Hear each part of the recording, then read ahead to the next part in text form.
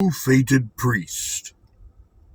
A certain scribe of Shongshong province, whose name was Kim Kyung-yin, once told me the following story.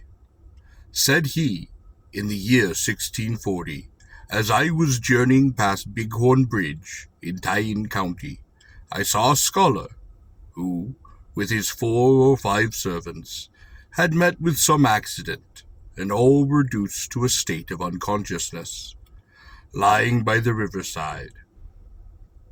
I asked the reason for what had befallen them, and they at least said in reply, "We were eating our noon meal by the side of the road, when a Buddhist priest came by, a proud, arrogant fellow who refused to bow or show any recognition of us.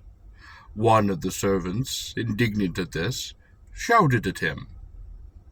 The priest, however, beat him with his stick, and when others went to help, he beat them also, so that they were completely worsted and unable to rise or walk.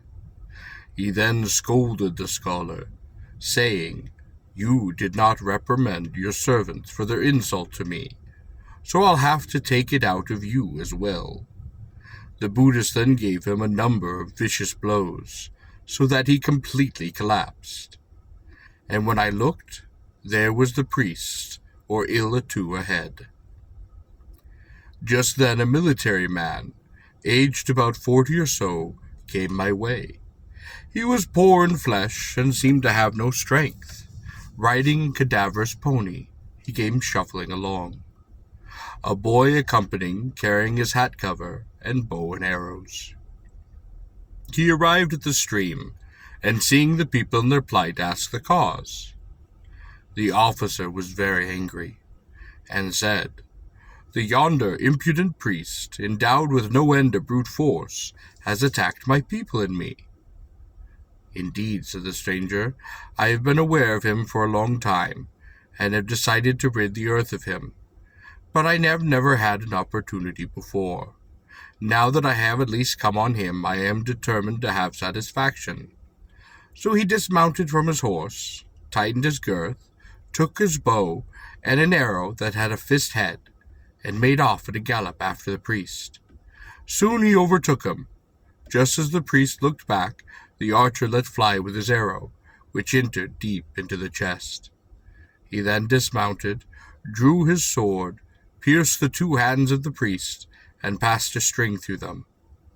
He tied them to his horse's tail, and came triumphantly back to where the scholar lay, and said, 'Now do with this fellow as you please. I am going.' The scholar bowed before the archer, and thanked him, and asked his place of residence and name. He replied, 'My home is in the county of Ko-Chang,' but he did not give his name. The scholar looked at the priest, and never before had he seen so powerful a giant.